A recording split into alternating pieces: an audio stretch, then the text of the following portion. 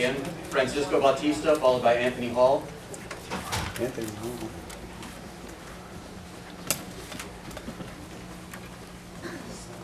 I'm Anthony Hall. I'm not Francisco Bautista. Go ahead, sir.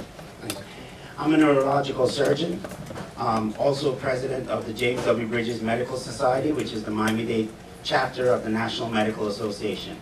A few quick points. One, we need better access as physicians to the OCU.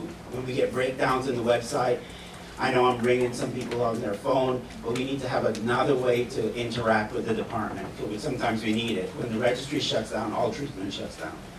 Secondly, we need better access of care.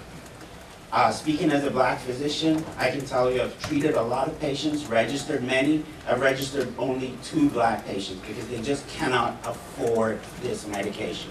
It's too expensive here compared to Colorado, Massachusetts, Rhode Island, California, etc. Thirdly, we need to find a way to amend that 3-month waiting period for patients with terminal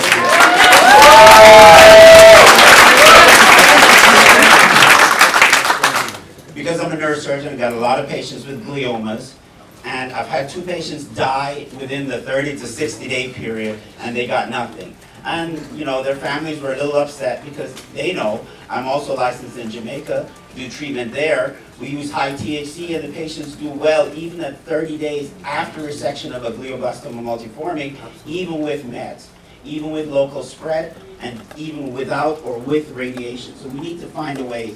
And I only really support this just for the terminal condition, cancers. Other patients I know are in terrible conditions, and I have lots of patients in my office, but they sometimes can wait the 90 days. So that's part of my point. I do support also the search for other strains, other means of treating patients. This is medication.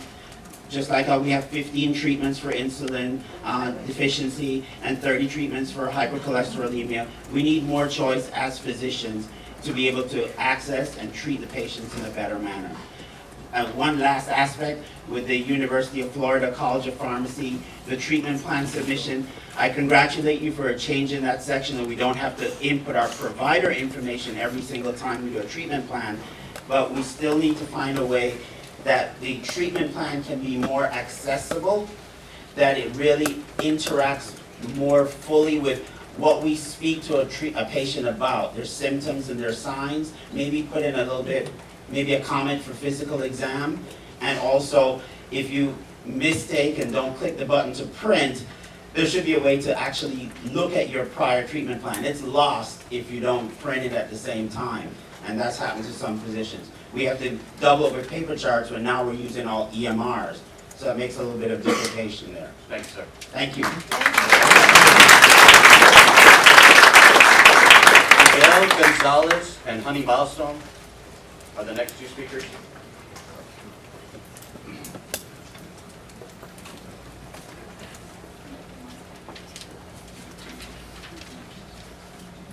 Good morning, I'm Honey Milestone. I'm a medical doctor. I've been trained in obstetrics and gynecology. And as of the last few months, I've been highly educated on cannabis and low THC and medical cannabis, and I've now become a big advocate. I just have 2 points to make. The first thing, that I do think the online course is necessary. I've heard a lot of physicians be worried about respiratory depression as an example, but from everything I've read and understood, there are no receptors in the brainstem to cause respiratory depression as one point. So I think the training is necessary for us. I never got trained in medical school. I didn't know anything about the endocannabinoid system, so I think that's necessary. The second point has already been made, that the 90-day is too long.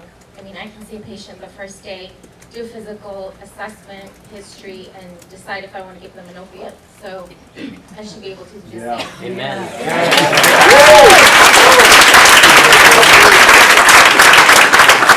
I have 3 points. The last one is the word order. That scares me, I think, as a physician, because it is Schedule 1 currently, that it should be maybe changed the word to recommendation. So, at least in this state, it's still important. That's it. Thank you. Dr. Gonzalez, followed by Denise Dugan. Good afternoon. My name is Miguel Gonzalez. I'm a physician and gynecologist also. I have a license since in 2015. And I want to emphasize what Dr. Hall says about the 3 months waiting, which is ridiculous because especially we have patients that have, they find us a terminal patient but they have one year leave. And suddenly we are taking 3 months away of their life without having any medication. That's it's ridiculous. Another thing that is very interesting is the whole order, the whole guidelines are very confused. So we're supposed to see the patients for 3 months and treat it. Treat it what? I am a gynecologist. And I like it all my patients, they bring a letter from the physician stating the diagnosis and stating that they are okay to take medical cannabis because some physicians don't want to do anything with them. And these are the patients, these are the doctors who have to take care of the medical problem. We are just prescribing and helping them to feel better. Another bad thing is, it's not really being pointed out to you can get in contact with the patient by telephone, by telemedicine, or you just have to have a visit there for 3 months, do what? We cannot do anything. We are tied up. And another thing is about the dispensaries. You are treating the people at the dispensaries like these people are criminals. They are patients.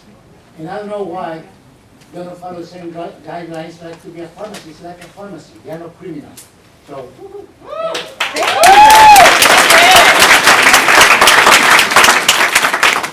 and like Dr. Hall said, the access to the registry of the School of Pharmacy is very difficult. Now we cannot go back and see what we have prescribed. They say we cannot redo it, we cannot change it. That's fine. But at least we have to have access to see what we do with the patient. And I think the physicians, we are helping here. We are not killing our city. Thank you very much. Denise Dugan, followed by Clifford Morris. Denise Dugan, Clifford Morris.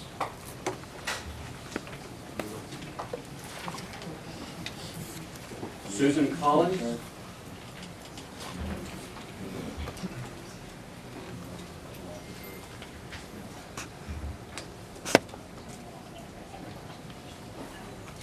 My name is Clifford Morris. I'm a biochemist and specialize in analytical and chemistry mass spectrometry. I'm here representing Canada. We're a new lab trying to start up in Florida to account for the regulations now.